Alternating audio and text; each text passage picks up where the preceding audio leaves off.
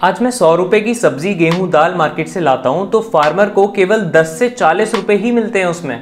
Commission देख रहे हो बीच में कितना तकड़ा है। यूरोप के कुछ देशों में ये फर्क केवल 10 रुपए का है और इंडोनेशिया जैसी डेवलपिंग कंट्री में ये फर्क केवल 25 रुपए का है और इंडिया में कितना 90 से 60 रुपए का। क्यों?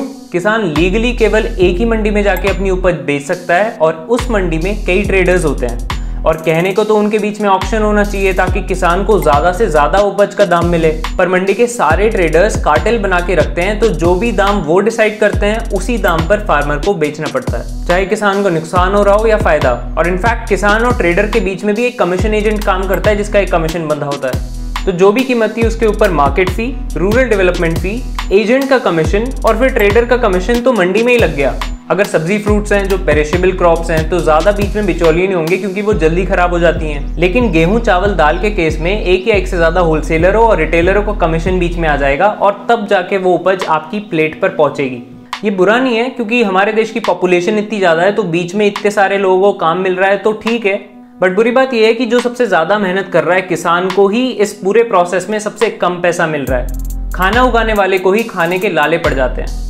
अब नए फार्म बिल्स जो आए हैं उसने ये सारे सिस्टम को बाईपास कर दिया है और मंडियों की मोनोपोली को तोड़ दिया है। अब किसान डायरेक्टली चाहे अपनी फसल किसी को भी बेचे, वो कंपनीज के साथ कॉन्ट्रैक्ट कर सकता है, डायरेक्टली किसी को फसल बेच सकता है। तो अब 100 रुपए में से किसान को 80-90 रुपए भी मिल सकते हैं। इसके अलावा सरकार आए दिन एक्सपोर्ट रूल चेंज कर देती है। अभी कुछ ही दिन पहले जब प्याज के रेट बढ़ रहे थे तो सरकार ने प्याज के एक्सपोर्ट पर बैन लगा दिया। जब फार्मर्स ने थोड़ा बहुत मुनाफा कमाना चालू किया था तब सरकार ने उनकी कमर तोड़ दी। ऐसे ही सरकार होर्डिंग पर बैन लगा देती है तो प्राइवेट इन्वेस्टमेंट नहीं आता, कोल्ड स्टोरेजेस नहीं बनते। इस बिल के बाद सरकार ये सब नहीं कर पाएगी जब तक कि कंज्यूमर प्राइसेस 50% से ज्यादा ना बढ़ जाएं। इससे क्या होगा? इससे फार्मर्स भी प्रोटेक्टेड रहेंगे और कंज्यूमर्स भी काफी हद तक प्रोटेक्टेड रहेंगे। बढ़िया साउंड किया ना? फार्मर्स की इनकम डबल हो जाएगी, किसी की तो 7-8 गुना बढ़ जाएगी। एक्सपोर्ट्स बैन नहीं होंगे तो और अच्छे पैसे मिलेंगे। तो फिर किसान, स्पेशली हरियाणा, पंजाब और वेस्ट यूपी के किसान इतना ज्यादा शोर क्यों मचा रहे हैं? इस पूरी कहानी में कुछ पेचीदा मोड़ है। शिंगारा सिंह पटियाला के फतेहपुर गांव के एक 55 साल के फार्मर का कहना है कि उनका प्राइवेट कंपनियों पर भरोसा नहीं है और ये बात वो हवाबाजी से नहीं कह रहे, अपने एक्सपीरियंस से बोल रहे हैं। करीब 8 साल पहले एक बियर कंपनी ने उनके गांव के पास एक मैन्युफैक्चरिंग प्लांट सेटअप किया। अब कंपनी के कुछ लोग आए और उन्होंने किसानों को जौ उगाने के लिए बोला। शुरू के 2-3 साल उन्होंने एमएसपी से ज्यादा 400 रुपए पर क्रॉप खरीदी। फिर फार्मर्स और उगाने लगे, सप्लाई बढ़ गई, कंपनी के पास ऑप्शंस बढ़ गए। अब कंपनी 400 रुपए नहीं देना चाहती, वो क्वालिटी खराब होने का बहाना लेकर फार्मर्स की क्रॉप रिजेक्ट करने लगी। फाइनली शिंगारा सिंह ने जौ उगाना छोड़ दिया। फार्मर्स को डर है कि पहले कंपनियां बढ़िया दाम देकर मोनोपोली क्रिएट करेंगी और जब फार्मर का किसी और ट्रेडर के साथ कोई रिश्ता नहीं बचेगा तब वो फार्मर को सस्ते में फसल बेचने के लिए मजबूर करेंगी। दूसरा, वो इस बियर कंपनी की तरह क्वालिटी के नाम पर या फिर कॉन्ट्रैक्ट में से कोई और क्लॉज निकालकर फार्मर्स को परेशान करेंगी। तो उनके ग्रीवियंसेस कौन सुनेगा? फार्म बिल्स कहते हैं कि ये सब ब्यूरोक्रेसी हैंडल करेगी जो इजीली कंपनीज खरीद सकती हैं। तीसरा, इंडिया में 85% छोटे किसान हैं, पढ़े लिखे नहीं है। मंडी के आड़तिये से या फिर ट्रेडर से तो वो बहस करके प्राइस को थोड़ा बहुत ऊपर नीचे करा लेते हैं, लेकिन वो इन बड़ी बड़ी कंपनियों से नेगोशिएट कैसे करेंगे? फार्मर्स को डर है कि प्राइवेट कंपनीज उन्हें एक्सप्लॉइट करेंगी। फार्मर्स का सबसे बड़ा डर है कि सरकार एमएसपी को बंद कर देगी। करंटली सेंट्रल गवर्नमेंट कुछ क्रॉप्स के लिए minimum support price MSP declare करती है और इसी रेट पर पब्लिक डिस्ट्रीब्यूशन सिस्टम पीडीएस के लिए सरकार गेहूं, चावल फार्मर्स से खरीदती है। मंडी के अंदर भी एमएसपी या उसके ऊपर ही क्रॉप्स खरीदी जाती हैं। क्योंकि सरकार गेहूं चावल भारी मात्रा में खरीदती है, फार्मर्स को संतुष्टि रहती है कि उनके गेहूं चावल एमएसपी पर तो बिक ही जाएंगे। और ये सबसे ज्यादा गेहूं चावल हरियाणा और पंजाब से आते हैं और इसीलिए यहाँ के फार्मर्स सबसे ज्यादा परेशान हैं, सबसे ज्यादा प्रोटेस्ट कर रहे हैं। सरकार कह रही है कि एमएसपी बंद नहीं होगा, लेकिन किसानों को सरकार पे भरोसा नहीं है। फार्मर्स की और ऑपोजिशन पॉलिटिकल पार्टीज की सबसे बड़ी डिमांड है कि फार्म बिल्स में सरकार एमएसपी डाल दे ताकि फार्मर्स को एक मिनिमम प्राइस मिलना पक्का हो जाए, पर सरकार नहीं मान रही है। क्यों? क्योंकि अभी भी कोई ऐसा कानून नहीं है जो सरकार को एमएसपी डिक्लेयर करने के लिए फोर्स करे। एमएसपी केवल एक सरकारी पॉलिसी है। कानून के अंदर एमएसपी डालकर सरकार फंस जाएगी क्योंकि बाकी सारे फार्मर्स, बाकी सारे क्रॉप्स के फार्मर्स भी सड़क पे आ जाएंगे कि हमारे लिए भी एमएसपी डिक्लेयर करो और एमएसपी बढ़ाना घटाना एक चुनावी मुद्दा बन जाएगा। कोई फ्री मार्केट नहीं बचेगी, सरकार का इन्वॉल्वमेंट एग्रीकल्चरल मार्केट में और ज्यादा बढ़ जाएगा। अगली दिक्कत है कि ज्यादातर फार्मर्स छोटे हैं, तो कंपनीज हर छोटे फार्मर के पास तो सामान लेने नहीं जाएगी, या तो वो कोई बड़े फार्मर से खरीदेगी या फिर मिडिलमैन से जो बाकी सब छोटे फार्मरों से खरीदेगा। तो मिडिलमैन बेशक कम हो सकते हैं, लेकिन मिडिलमैन खत्म नहीं हो रहे हैं इस लॉ से।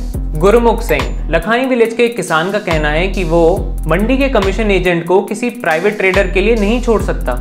उसका अपने आड़तिये के साथ पीडीओ से कनेक्शन है। जब भी उसे पैसे की जरूरत पड़ती है उसका आड़तिया ही उसे पैसा देता है और इनफैक्ट क्रॉप का पैसा एडवांस में दे देता है। ऐसा भरोसा किसी नए प्राइवेट ट्रेडर के साथ तो नहीं हो पाएगा। गुरमुख ये भी कह रहे हैं कि वो एक छोटे किसान है और कहीं दूर वो नहीं जा सकते क्योंकि वो एक्स्ट्रा ट्रांसपोर्ट का खर्चा नहीं उठा सकते। अगली दिक्कत है कि किसान को अपनी फसल का रेट, मार्केट रेट पता करने में दिक्कत होगी। पहले तो किसान मंडी में जाता था और प्राइस डिस्कवरी आसानी से हो जाती थी, लेकिन अब ऐसा नहीं हो पाएगा। और लास्ट प्रॉब्लम, जब सारा का सारा बिजनेस मंडियों के बाहर होगा तो इवेंचुअली एपीएमसी मंडियां जो हैं वो बंद हो जाएंगी। बहुत लोगों की नौकरी जाएगी, लेबरर्स की, मार्केट स्टाफ की, मार्केट कमेटीज के स्टाफ की। स्टेट गवर्नमेंट को टैक्स लॉस भी बहुत ज्यादा होगा। पंजाब में सब मिलाकर मार्केट टैक्स 8.5% है। सरकार को इस टैक्स से 2-2.5 हजार करोड़ रुपए आता है, वो सब चला जाएगा। सो फाइनली आते हैं कंक्लूजन पे कि लॉ अच्छा है या लॉ बुरा है। मोदी सरकार बहुत बड़े बड़े रिफॉर्म लाई है, शायद किसी और सरकार में इतने बड़े बड़े रिफॉर्म लेने का गुदा नहीं होता। इंटेंशन भी हर रिफॉर्म के पीछे अच्छी होती है, पर चाहे डिमोनेटाइजेशन हो या फिर जीएसटी, जल्दबाजी में बड़े बड़े रिफॉर्म्स बिना कंसल्टेशन के लाने का नतीजा हम सभी देख चुके हैं। मंशा यहाँ भी अच्छी है, लेकिन ये पूरा सिस्टम बैकफायर भी कर सकता है। सरकार को सारी प्रॉब्लम्स को प्रॉपरली एड्रेस करना चाहिए। कई स्टेट्स में ऑलरेडी ऐसी कई सारी कंपनीज हैं जो फार्मर्स के साथ कॉन्ट्रैक्ट्स में क्रॉप्स खरीदती हैं। एक सफल चेन है फ्रेश फ्रूट्स की जिसने फार्मर इनकम को बहुत ज्यादा बूस्ट किया है। तो सब कंपनी चोर नहीं होती हैं, लेकिन कुछ होती हैं। तो सरकार को किसानों को एजुकेट करना चाहिए, कॉन्ट्रैक्ट फ्रेम करने में हेल्प देनी चाहिए, और सबसे जरूरी कि उसके साथ धोखा ना हो, तो उसके लिए प्रॉपर ग्रीवियंस रिड्रेसल मैकेनिज्म होना चाहिए। छोटे किसानों की बार्गेनिंग पावर नहीं है, तो सरकार को मदद करनी चाहिए कि छोटे किसान मिलकर अपनी कोऑपरेटिव्स बना लें या फिर इसी तरीके का कोई और मैकेनिज्म बना लें। एमएसपी किसानों की और ऑपोजिशन पार्टीज की सबसे बड़ी डिमांड है, पर इंडिया में केवल 6% फार्मर्स ही एमएसपी का फायदा उठा पाते हैं, वो भी केवल गेहूं चावल के लिए, और वो भी पंजाब और हरियाणा में। इसको लॉ में डालना तो सही नहीं होगा, वरना ये हड्डी हमेशा के लिए सरकारों के गले में अटकी रहेगी। फ्री मार्केट भूल जाओ आप, और अगर एक बार लॉ के अंदर डल गया ये, तो रिजर्वेशन की तरह इससे कोई छेड़छाड़ कोई पॉलिटिकल पार्टी नहीं कर पाएगी। बट फार्मर्स भी एक्सप्लॉइट नहीं होने चाहिए। एज अ पॉलिसी इनिशिएटिव सरकार एमएसपी को चालू रखे, अभी के लिए तो वही बेहतर होगा। ऑपोजिशन इस अपॉर्चुनिटी का पूरा फायदा उठा रहा है। कांग्रेस गवर्नमेंट ने खुद अपने मैनिफेस्टो में फार्म मार्केट्स को लिबरलाइज करने की बात कही थी, पर अब ये लॉ फार्म विरोधी हो गया है। खैर, उसकी जगह बीजेपी होती तो भी यही करती। 1991 के रिफॉर्म्स ने इंडिया की इंडस्ट्री की शक्ल बदल दी, पर एग्रीकल्चर में प्राइवेट इन्वेस्टमेंट फार्मर की इनकम को डबल भी कर सकता है या फिर उसकी ऑलरेडी कमजोर कमर को तोड़ भी सकता है। सरकार इस रिफॉर्म प्रोसेस में फार्मर्स को क्लोजली मॉनिटर करे और उनके सारे ग्रीवियंसेस का हल करे, तभी इस बिल से कुछ अच्छा हो सकता है। तो देखना यह है कि सरकार इसे कितने अच्छे से इंप्लीमेंट कर पाती है।